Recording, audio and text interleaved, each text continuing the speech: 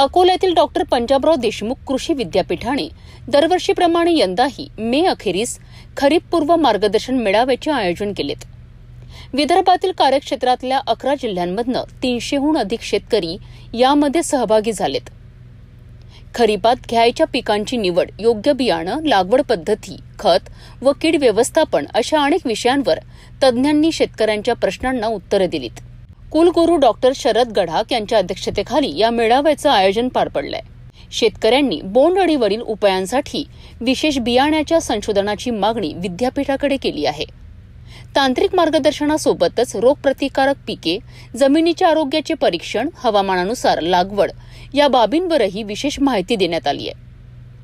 उपस्थित शेतकऱ्यांना मोफत माहितीपत्रक, तांत्रिक सल्ला व महत्त्वाच्या कृषीविषयक नोंदणी देण्यात आल्या। कुलगुरूंनी यावेळी नवा खरीप विश्वासाने आणि नियोजनपूर्वक घ्या असे आवाहन केलं आहे।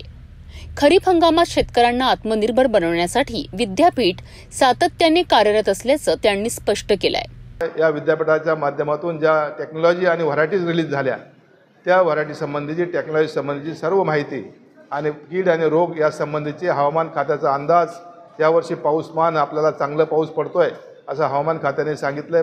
सरासरीपेक्षा 5% पाऊस जादा आहे आणि त्याचं डिस्ट्रीब्युशनही चांगलं आहे। त्यामुळे येणारा खरीप हंगाम निश्चितपणे आपल्याला लाभदायी राहील आणि त्या दृष्टीनं आपलं उत्पन्न वाढायच्या दृष्टीनं आपल्या चांगलं जर नियोजन आपण पीक वाईज जर केलं तर त्याचा फायदा आपल्या शेतकरी बांधवांना होईल आणि आपल्या देशाचं, महाराष्ट्राचं नाही तर देशाचं उत्पन्न वाढायला मदत होईल आणि त्या दृष्टीनं आजचा कार्यक्रम महत्त्वाचा आहे। खरीप हंगामातील आव्हान लक्षात घेता शेतकऱ्यांना योग्य माहिती वेळेवर मिळावी याकरिता विद्यापीठ प्रयत्नशील आहे। यंदा तांत्रिक मार्गदर्शनाबरोबरच शेतकऱ्यांना कीड नियंत्रण संबंधी खास माहिती देण्यात आली आहे। यामुळे शेतकऱ्यांना नवीन माहिती मिळून खरीप हंगामात फायदा होणार असल्याची भावना शेतकऱ्यांनी व्यक्त केली आहे। आज जो हा खरीप मेळावा यांनी आयोजित केला, एकदम उत्तम प्रकारे नियोजन केलं आणि नवीन बियाण्याच्या माहिती सांगितली। त्याबद्दल आता मागच्या वर्षी जे 400 क्विंटल बियाणं होतं, यावर्षी त्याने 4000 क्विंटल बियाणाची नियोजन केलं। त्यामुळे शेतकऱ्याला चांगलं बियाणं, गुणवत्तेचं बियाणं आणि न भेसळ बियाणं आज इथं मिळणार आहे। अशीच जर ही परंपरा विद्यापीठाने चालू ठेवली तर खरोखर शेतकऱ्याला जास्त खराब बियाणं मिळणार नाही, गुणवत्तेचं मिळणार आहे आणि शेतकरी हा समृद्ध होणार आहे। पुढच्या काळात तशी त्यानं बाकीचे अवंत सांगितलं, पाण्याबद्दल सांगितलं, मान्सूनबद्दल बोलले आणि सोयाबीनबद्दल बोलले, कपाशीबद्दल बोलले।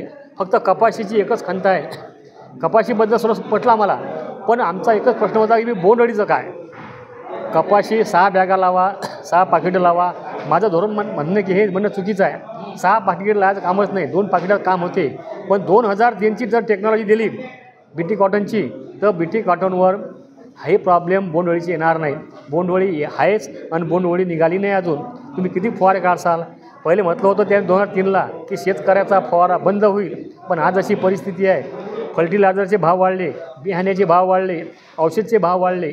माझं एकच म्हणणं आहे, 2003ची टेक्नॉलॉजी द्या आणि एकरी 20 ते 25 क्विंटल बिगर खर्चाचा कापूस निघून येते। याच्याकडे विद्यापीठाने जास्तीत जास्त लक्ष द्यावे, हे असे माझे एक मत आहे।